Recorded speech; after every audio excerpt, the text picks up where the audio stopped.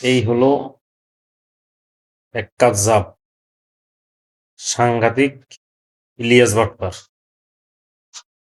এই কুলাঙ্গার বাংলাদেশের বড় বড় বুজুর্গ আলেমদেরকে নিয়ে কটূক্তি করে।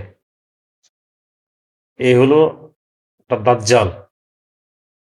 এটার না আছে কোনো ঈমান, না আছে কোনো আমল। এই কুলাঙ্গারে কোনো কিছুই নেই। আমার মনে হয় এই কুলাঙ্গারের জন্মতে মনে হয় সমস্যা আছে। যেই নাকি আলেমদেরকে নিয়ে কটূক্তি করে, আলেমদের সাথে খারাপ ব্যবহার করে, এই সমস্ত কুলাঙ্গারদের জন্মতে সমস্যা অবশ্যই আছে। এতে কোনো সন্দেহ নেই। এই কুলাঙ্গার পীর শাহ চরমনাইকে নিয়ে অনেকগুলো কটূক্তি করছে। তারপরে হেফাজতের আমির আল্লামা মুহিবুল্লাহ সাহেবকে নিয়ে অনেক কটূক্তি করছে।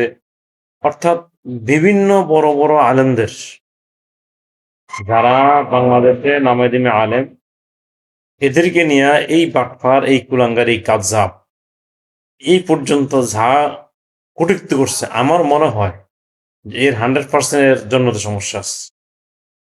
এর জন্মতে সমস্যা আছে। সবাই এর ইয়ে থেকে সাবধান থাকবেন।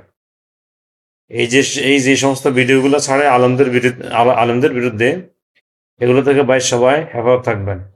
আর এটা ফেতনাবাজ। এ সাধারণ মানুষের ভিতরে একটা দ্বন্দ্ব লাগানোর জন্য এখন নতুন করে আলেমদের বিরুদ্ধে এ ভিডিও শুরু করছে। এই কুলাঙ্গার থেকে সবাই সাবধান থাকবেন। এ হলো কাযযাব ইলিয়াস, এবং সাংঘাতিক ইলিয়াস, সাংবাদিক না, এলো সাংঘাতিক কাযযাব এবং লম্পট কুলাঙ্গার।